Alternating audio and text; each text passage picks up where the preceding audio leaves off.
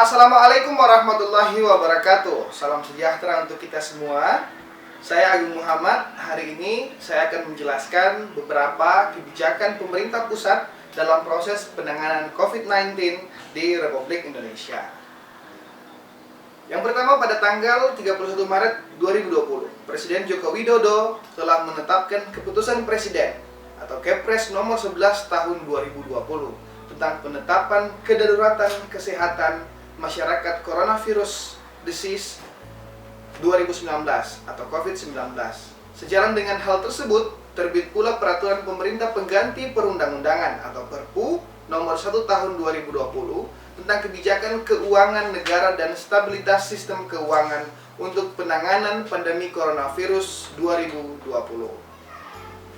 Atau dalam rangka menghadapi ancaman yang membahayakan perekonomian nasional atau stabilitas sistem keuangan, sejumlah hal diatur dalam Perpu nomor 1 tahun 2020, antara lain pelaksanaan kebijakan di bidang keuangan daerah, perpajakan, program pemulihan ekonomi nasional, kebijakan keuangan negara, dan lainnya. Di mana terdapat hal menarik yang diatur dalam Perpu tersebut, khususnya pada pasal 27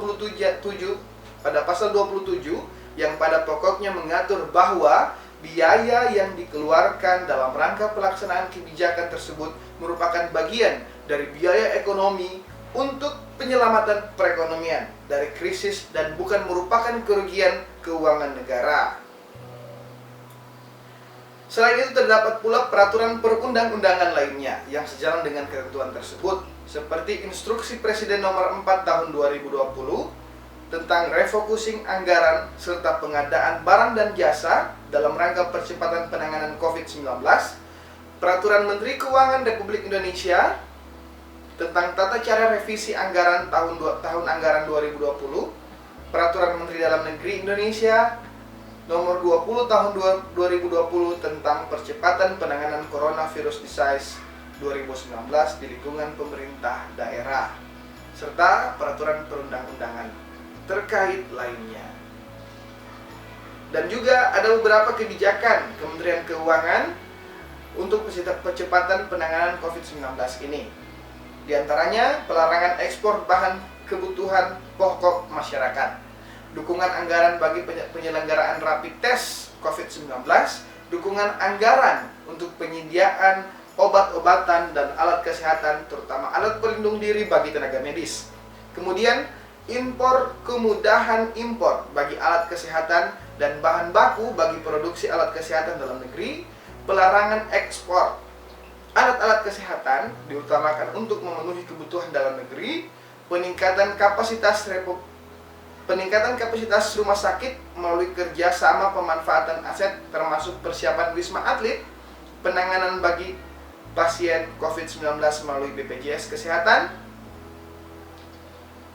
perawatan dan penanganan bagi pasien COVID-19 melalui BPJS Kesehatan, percepatan pelayanan, penanganan impor barang untuk kepentingan umum dan barang hibah untuk sosial, salah satunya dengan SOP yang dibuat Direktorat Jenderal Bea Cukai bersama dengan BNPB, dan juga pembebasan cukai etil alkohol untuk tujuan sosial pembuatan barang hasil akhir, bukan barang kena cukai, sehingga biaya produksi hand sanitizer dan sejenisnya menjadi lebih murah.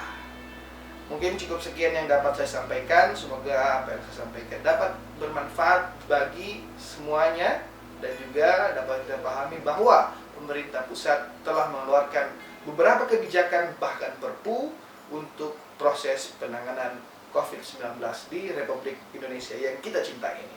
Wabillahi taufiq wal hidayah. Assalamualaikum warahmatullahi wabarakatuh.